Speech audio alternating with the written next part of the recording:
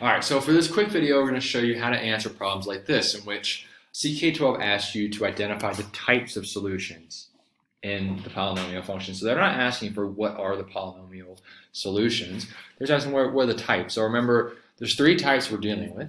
We can deal with rational, in which the zeros are of the form p over q, so they can form a fraction of integers. Irrational, in which the zero, the x value, has decimal places that go on forever. And then finally we have imaginary solutions, imaginary roots. So in the end we can either have real roots or imaginary roots, and those two types of real roots are either rational or irrational.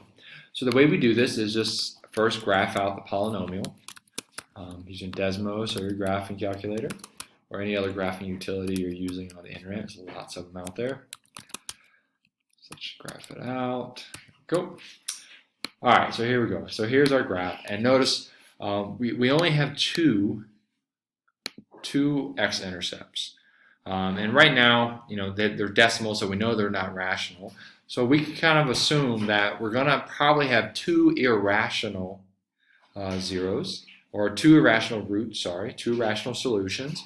But since there's no other x-intercepts, we can assume that the other two, since there has to be four, because this is a quartic, this is a degree 4 polynomial, there has to be four, so the other two must be imaginary. And therefore we cannot see them on the graph right now because it's on the complex plane.